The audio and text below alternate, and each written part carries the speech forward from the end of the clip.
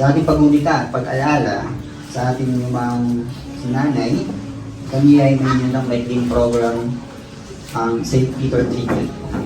Unahin ko po yung mga apo ko muna, si Hans. Magandang gabi po sa ating lahat. Salamat po sa pagpunta po natin sa gabi ng namin kay Lola natin. Ito po ay introduction para sa speech ni KM na natapos na ngayon. Pero, si Lola kasi, marami kaming lahat na fond memories ni Lola. Hindi ko man masasabi yung mga last couple of years because ako rin po, hindi ko naman naging busy sa buhay. Pero, yung mga first few years until siguro mag-30 siya. Si Lola po ay, ang masasabi po ay, siya yung lagi nakangiti. Hindi siya nawawal ng ngiti. Kahit titignan ka kahit anong hindi ko alam kung nakakaramdam ba ng problema sa wala. Salamat sa kanya mga anak. Lahat. Parang hindi ata nakaramdam ng stress sa wala ng kanyang mga later years. Ayan. So, ako as apo, gusto ko syempre magpasalamat sa mga anak. Lahat. Mga anak. Kasi, lagi namin kasi noon eh.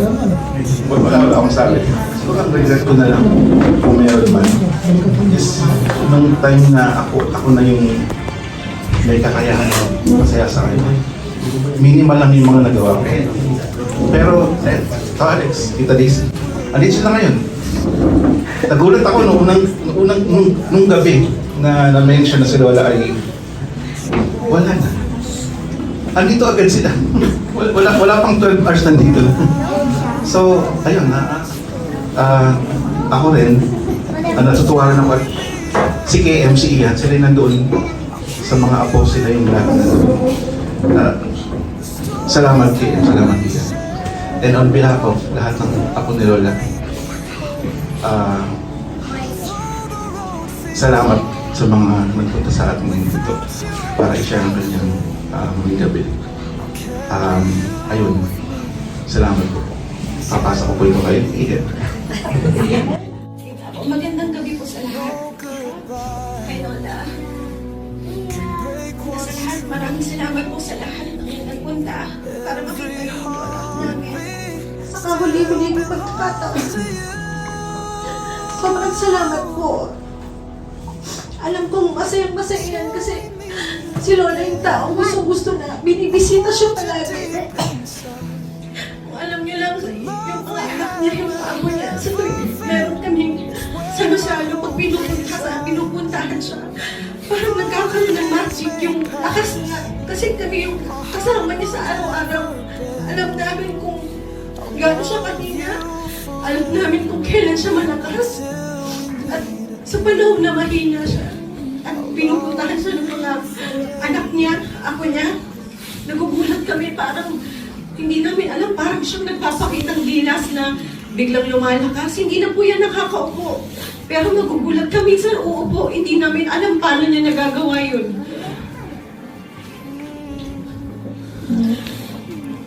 Alam kong masayang-masaya ngayon ang lola namin dahil dinalaw siya ng mga, pinuntahan siya ng mga kapatid niya. Lola, salamat sa inyo, Lola. Yung mga umuwi pa para makita ang lola namin. Yan po si Lola, kasama na po namin yan simula nung mga bata pa kami ni Kuya. Hanggang ngayong mawala siya. Naalala ko noon, ang alam kong mama ko siya. Kasi nung mga panahon na bata pa kami, para umalis si mama para magtrabaho, sa kanya kami iniwan. Si Lola lahat. Kasama sila tita siya magpalaki sa amin. Kaya ang tawag ko sa kanya mama noon. Grabe yan. Grabe yung pagmamahal niyan sa akin. Sa amin lahat. Pero sasabihin ko sa akin, may apple yan. Salamat lang kasi dahil sa'yo. Hindi ako nakaramdam ng kulang. Ikaw yung nagsilbing haligi ng tahanan ng pamilya namin. Naalala ko yung mga panahon na inaatake ka, mga 2020 yun, sabi ko sa sarili ko, hindi ko kaya. Hindi ko kayang mawala siya. Hindi ko pa kaya. Hanggang sa nasundan yung atake niya, yung pakiramdam ko na mawawalan siya sa amin nun, pero sobrang lakas niya. Palagi siyang lumalaban. Mas sobra siyang lumalakas nung dumating sa buhay namin, yung mga anak ko. Simula kay Arnadia, kay Adam at Atalia, sobra-sobra yung pagmamahal mo sa kanila, Lola. Minsan nga pag wala kami sa bahay, sasabihin niya kay Mama, makapungawan. Yung Tagalog nakakalungkot. Asa na ba yung mga itang balak bumalik? Lagi niya yung sinasabi kay Mama. Kahit oras pa lang po kaming nawawala. Tapos sabi mo pa, okay nang maingay yung mga bata basta alam mo andyan sila. Minsan ka niloloko pa kita. Sabi ko sa'yo, hindi mo na ata ako mahal eh. Sabi ko sila, nandiyan na lang yung love niya. Tapos sasabihin niya sa akin yung salitang tanga. Alam ni Kuya yan. Kasi lagi niya kami ganun ang salita ng lola at ni Lola. Sabi sa word, pero isa yan sa mga mamimiss talaga namin kay Lola sa bahay. Yung mga sagot niyang mga pilosopo sa amin. Tapos kami, magtatawanan na lang. Sobra talaga naming mamimiss yun. Yung mga tawag mo sa tuwing niloloko kita, mga inis mo sa akin kapag kinukurot ko yung pisngi niyan, kasi araw-araw po, syempre hindi na po siya masyadong magsasalita, madalas po siyang tulog. Minsan pagising siya, lulukuhin ko lang siya talagang kukurutin ko yung pisngi niya hanggang mainis siya sa akin. Tapos sasabihin niya lang na, naan. Yung mga simpleng ganun niya na sobrang bumubuo na ng araw namin sa bahay. Sabi ko nga, okay lang na ganyan siya eh. I mean, na kahit nakahiga, basta alam ko, nandyan siya, hindi nahihirapan, walang atake. Masaya na kami nila Mama nun.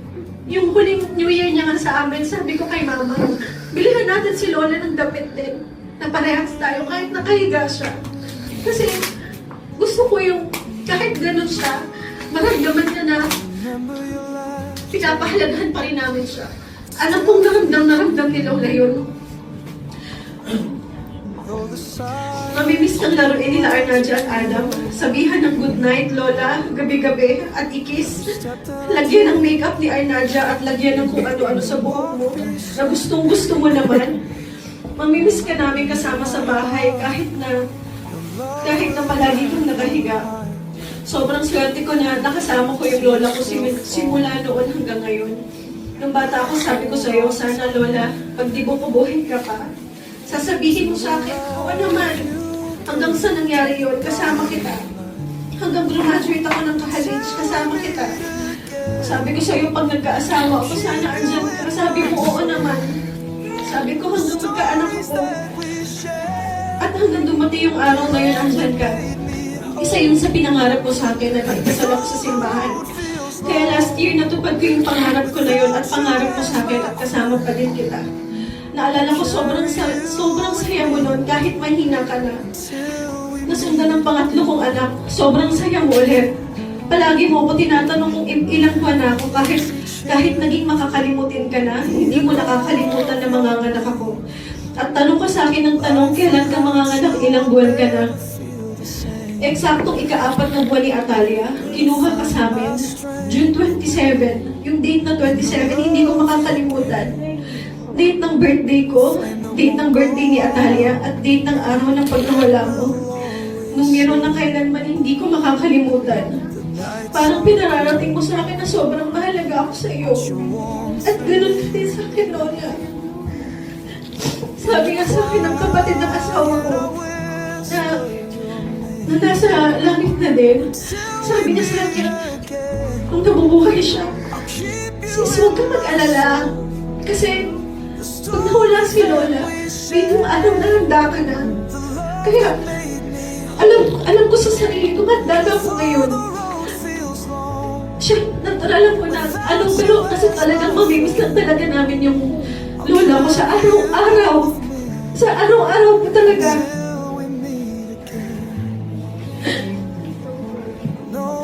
lamang po, maraming salamat po ulit. Mahal na mahal kita, Lola. Mamimiss ko yung ngiti mo sa araw-araw. I love you, Lola. See you again. Salamat po. Patawarin ko naman po si Monchi. Ng panahon, kung pamasaksihan ko ang galing-galing ko,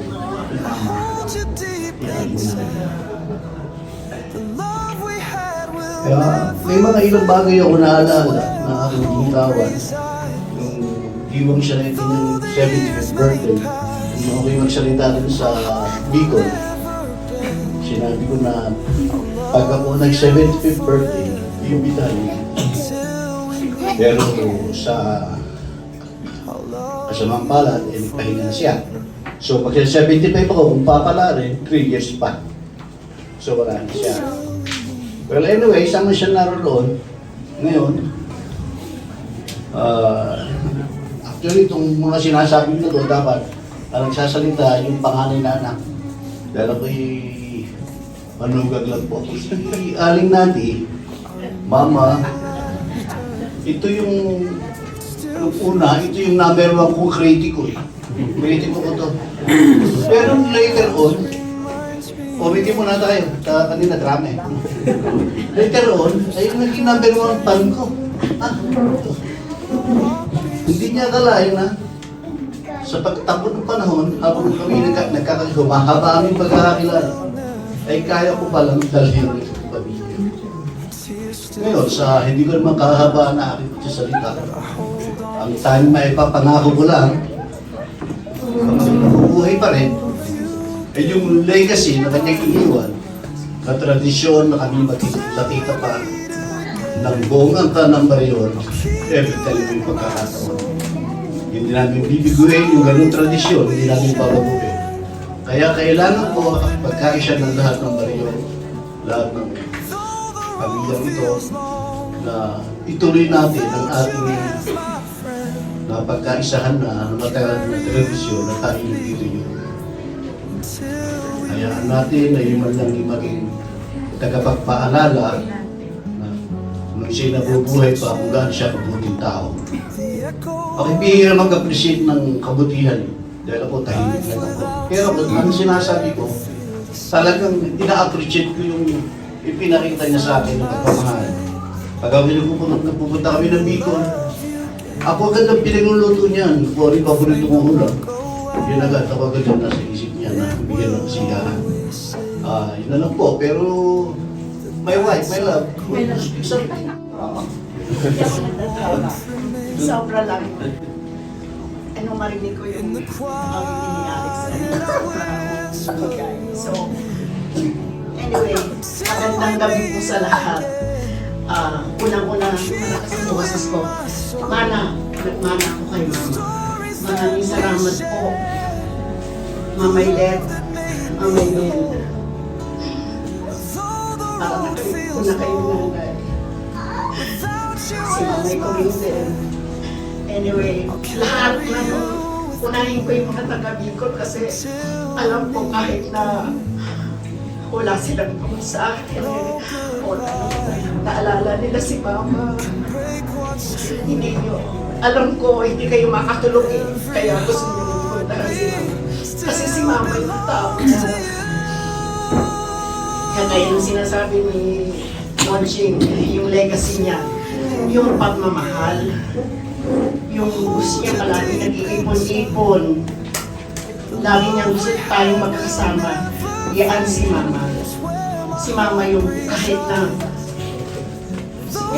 mangungutang na yun, basta alam niya maraming darating.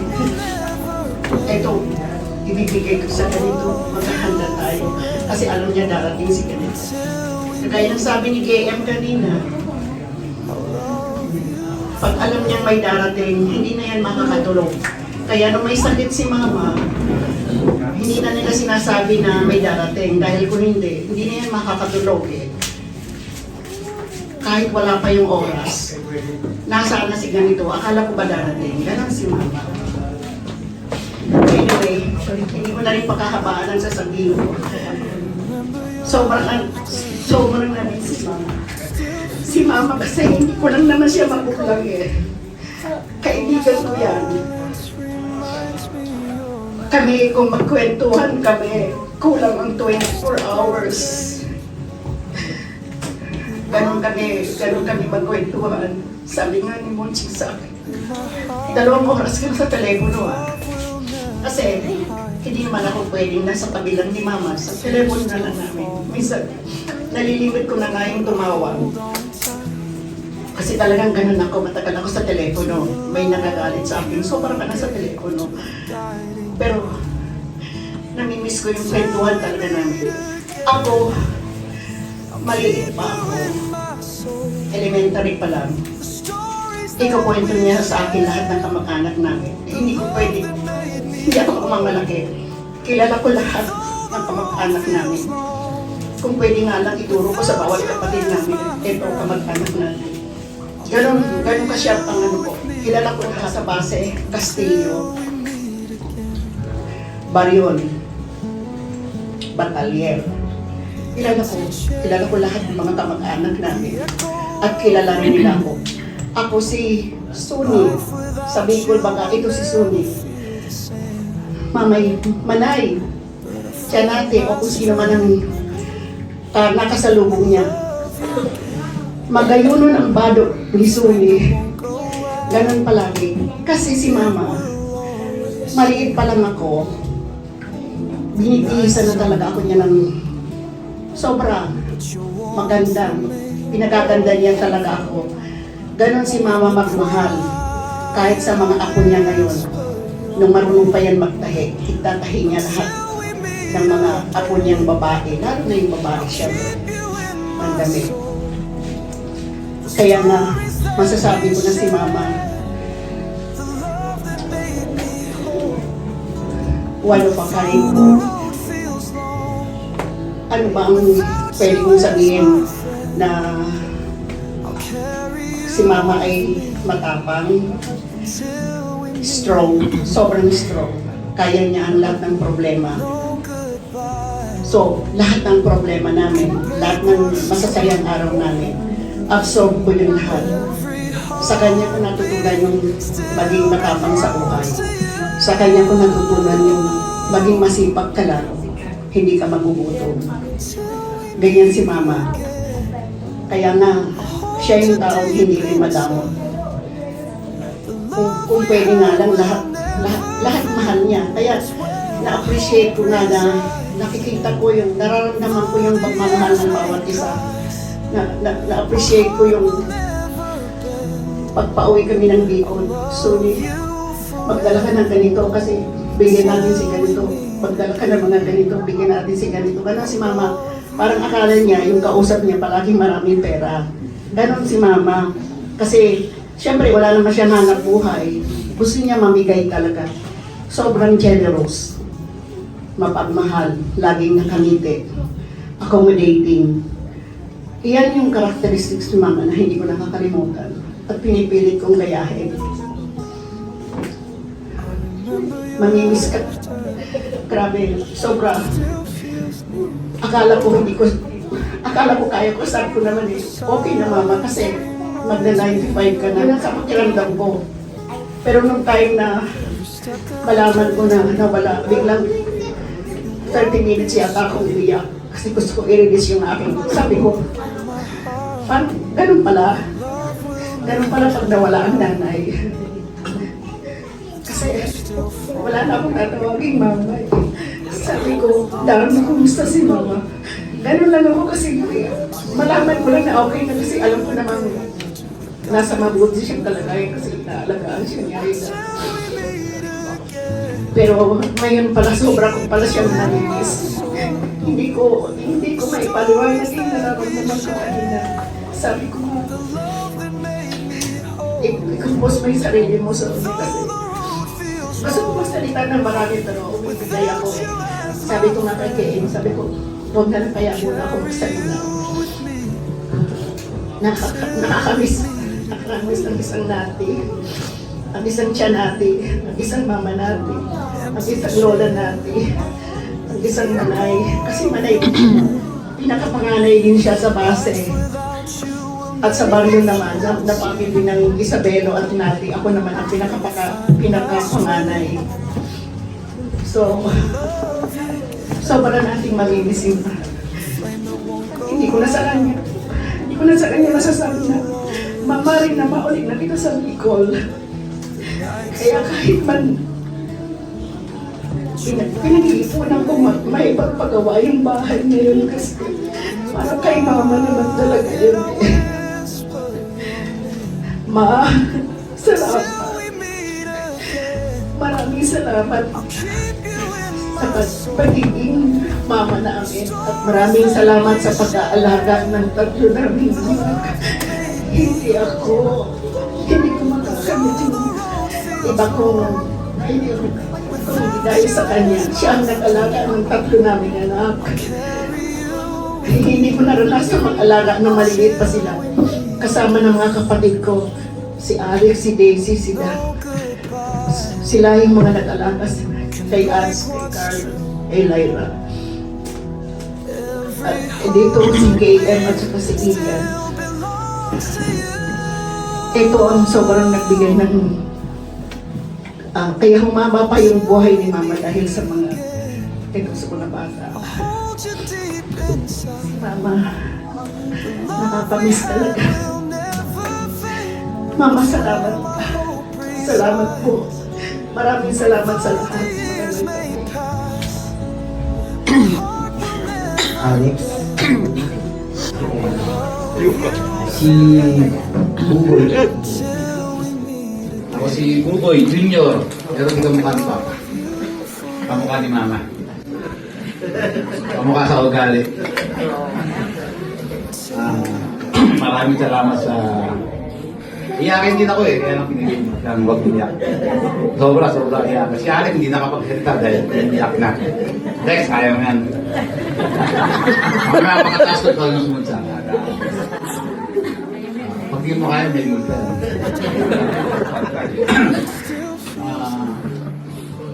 Wala akong masabi kay Mama eh.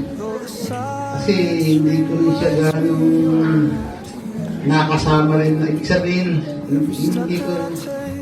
Wala akong matandaan na pinagsama namin ni Mama kundi sa palengke lang eh.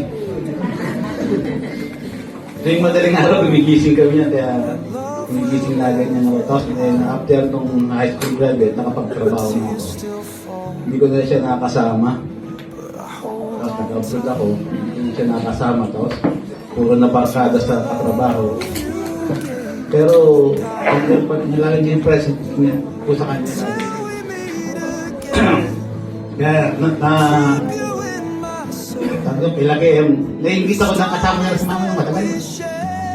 Ako hindi ko nakasama ng matagal. Ma, love you. Wala akong ganong maraming sasabihin kasi hindi ko, hindi ko na mga kay mga may yung matandain. Hindi ako maano sa history ng buhay ko. Kaya kahit yung mga kamag-anak ko, tulad ni Manay, sa history magaling sa mga kamag-anak. Hindi ko na nakikilala yung mga kamag-anak ko. Hindi ako ganun kabanay. Pero mapagmahal akong tao. Alam yung misis ko yan. Kaya sinasabi ko dahil wala nag-CR kasi naman ko. Ano ba man, Lex, teka na rito. Salita ka rito. Ka nang umiyak. Ito, maraming experience kayo mga ito eh. Nakaiyak rin sa amin lahat. Ayan, pasensya na talagang alam naman ninyong lahat. At sa punta, iyakin ng Alex. Pero ngayong araw na ito, kakayanin ko marinig lang ni Mama ang aking sasabihin. Kaya ko ba ito? Hindi ko kaya. Hindi. Ang gusto ko lang sabihin kay Mama, ay puro patawad. Patawad dahil muna nung nawala siya, wala ako sa tabi niya. Gusto kong umuwi. Gusto ko siya mayakap. Ang hirap pa na sa bansa. Buti pa kayang mga kapatid ko na hindi siya kasama. Nakikita kami ng video call. Nakikita ko siya every Saturday. Saturday ako tatawag sa kanya. Kaya nakikita niya palagi. Kasama tama.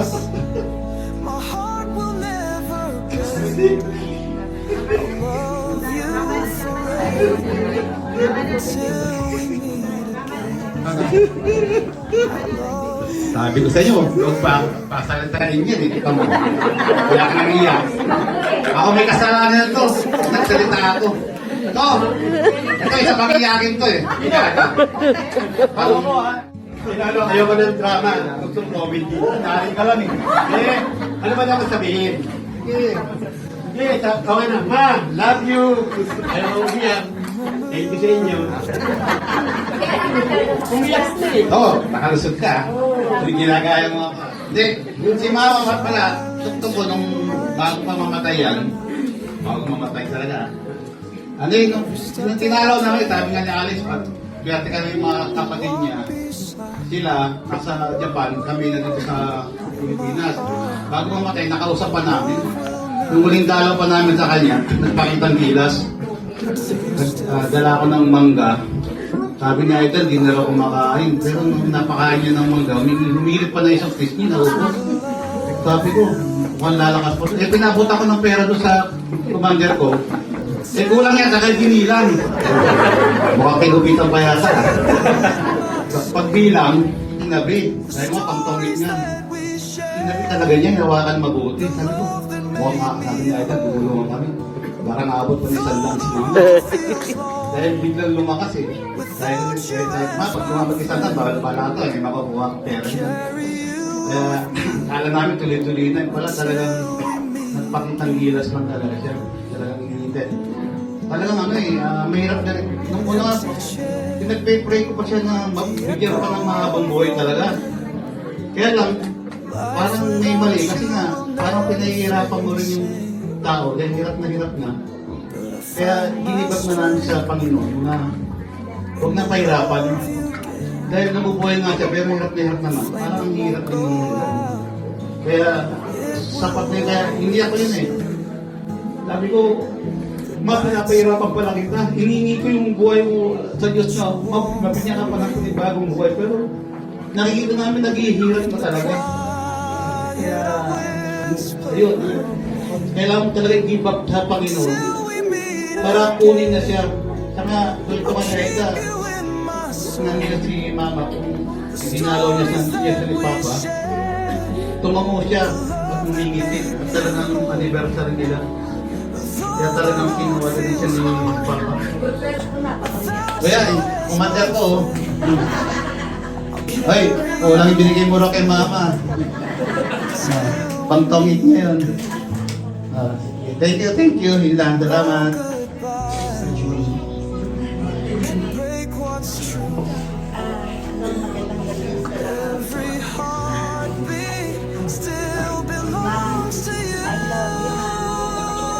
Kasi hindi ko naman nakasama rin masyado si Mama. Pero, mahal na mahal ko si Mama. Hindi naman ako. Ewan ko. Salamat lahat kayo na sa lahat-lahat ko na isa-isa yung pagsi alam ni Mama. Hindi na, ayoko rin magsalita. Ayoko rin. Ang dami ko magpapita pero hindi ko rin kaya. Salamat man sa lahat, Ma. Hindi kita makakalimutan, Ma. Malaman kita. Thank you sa lahat. Kaya. Sunod po natin ay si